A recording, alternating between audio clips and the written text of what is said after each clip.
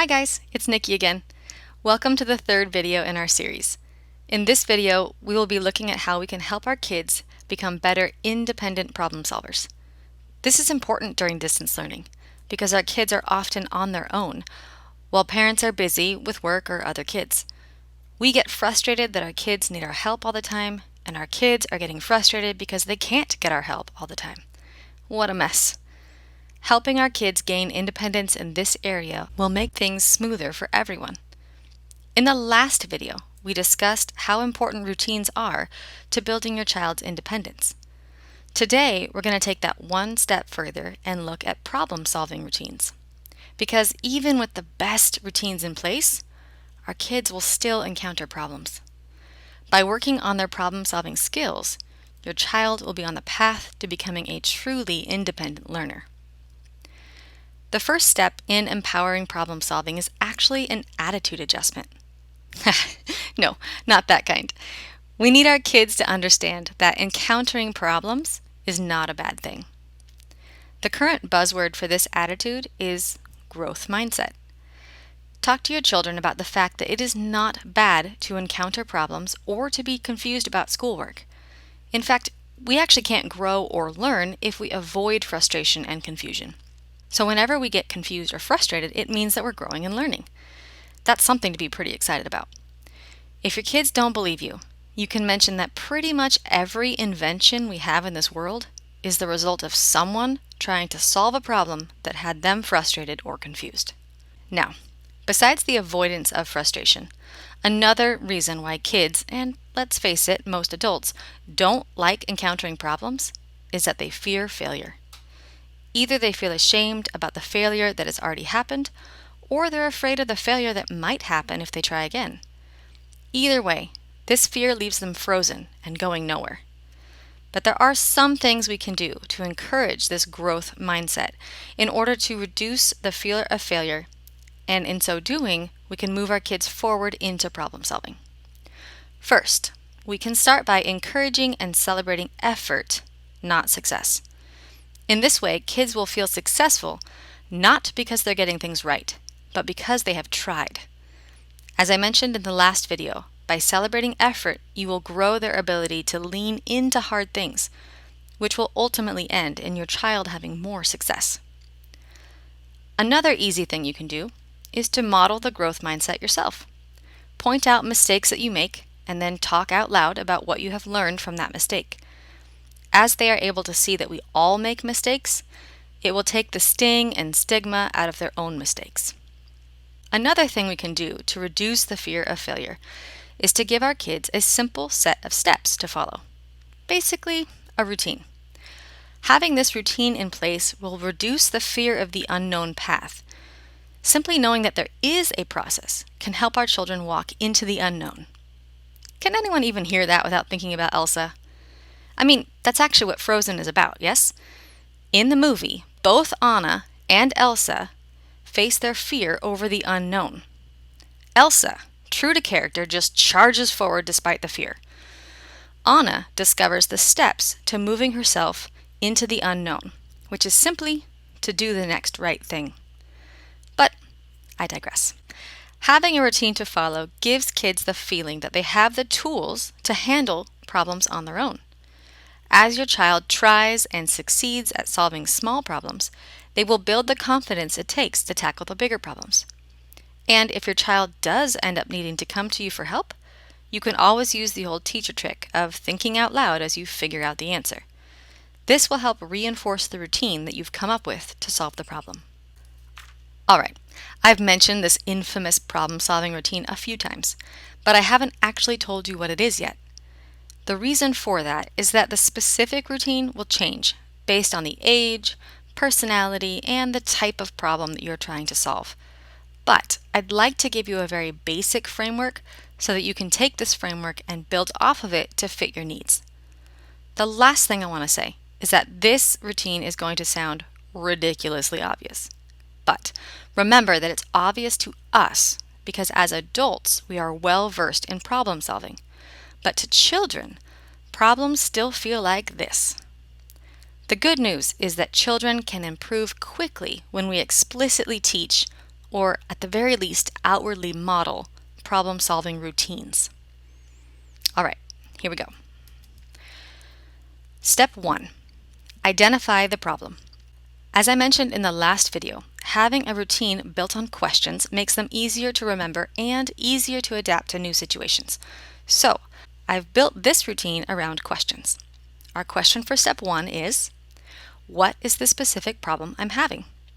This is a hugely important step, and one kids tend to skip over the most, which lands them in quite a bit of trouble. Correctly assessing where you are is the best way to determine how to move forward. As a teacher, I actually spend most of my time with a student trying to figure out where they got lost.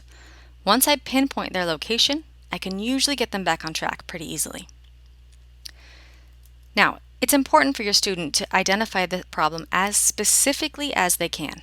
Not just, I don't get it, or long division confuses me, but exactly where in the process did they get stuck. This will help the problem seem less overwhelming and will help your kid identify better action steps. Now, identifying the problem does require some self-reflection skills. Scientists would call this metacognition. I want to take a moment here and mention that every kid is on a self-awareness journey. Some kids are still at the beginning of that journey, and they might have trouble even recognizing there is a problem, while others are fully aware of the problem and just have no idea how to get the help they need. So, before you fight an uphill battle, you might first want to take a look here and see where you think your kid might be. If your child isn't aware there is a problem, then you would first need a routine for recognizing a problem, whereas a kid who recognizes a problem but has no idea what to do would need a slightly different routine. If your kid needs some help understanding where they are in the learning process, any self-assessment chart like this might be helpful. It's especially helpful if these charts include a hint towards the action steps they could take, for example, in this chart. Speaking of action steps, step 2 in our process is to brainstorm action steps. The question is, what are some action steps I could take? In this step, you want quantity over quality, so bad ideas are welcome too. Set a number of options you want your kid to reach, maybe 5, maybe more. This will help them expand their problem-solving creativity. When it comes to schoolwork, these action steps will likely be places that they can go to for help. So for example, if they are stuck on a math problem, they could brainstorm options for getting help. Things like rewatch the video, reread the textbook in that section, look it up online, call a friend, contact the teacher, take a break. Any of these things would be fine. After they make a list of possible actions, they can move to step 3. Step 3, take action steps. The question would be, what action step would I like to try? Here, they will need to evaluate the different action options and then choose one. For schoolwork problems, they can probably just work their way down a list of actions until they get to one that helps. Keep in mind that they might need help locating resources for their action steps. So you might want to work with your kid to build a resource page. For example, their logins and passwords for all their apps, the contact info for a teacher or a friend, tips for how to look things up in their book, or rules for how to conduct a safe online search. Then, when they have a problem, they can refer to this list of resources, and they won't need to involve you with every problem they have. For non-schoolwork problems, deciding on a course of action can get a lot more complicated. You will want to work with your child on prioritizing. There are a few different ways to introduce prioritizing. You can talk through the differences between wants and needs. You can evaluate the options by exploring the consequences each option would have. Or you can do some goal setting and look at which options would help your child get to their goals. In all the cases, you would need to devote some time to discussions with your kid in non-school hours. This is also yet another opportunity to allow your own decision-making to become visible. Talk through your own decisions out loud and let them see your prioritization in real time. As always, there's still so many things that can be talked about at this point in the video, especially decisions that have a social, emotional aspect to them. But since the goal of this video is to help kids succeed in distance learning, I don't have time to dive into all those kind of details here. But one of the blogs I follow, sarahkesty.com, has a great resource and a podcast on this. So I'll put a link to that in the notes below this video so you can look over those things if you want some help in this area. Step 4 is to reflect. Did my action help to solve my problem? This reflection step is necessary to improve kids' problem-solving skills. This is how kids will learn through experience what works and what doesn't. Some follow-up questions they can ask themselves are, if it did work, what about my action do I think made it successful? If it didn't work, what action could I try next time? Again, in this step, you can reinforce the growth mindset, that failure is an opportunity to grow and learn. That's it. That's the whole routine. Identify, brainstorm, act, reflect. If you want your kids to practice these without you, you can always make a list of questions. Because again, remember, the routine will be internalized best as a series of questions. And then post it next to your kid's desk or somewhere else that they can reference.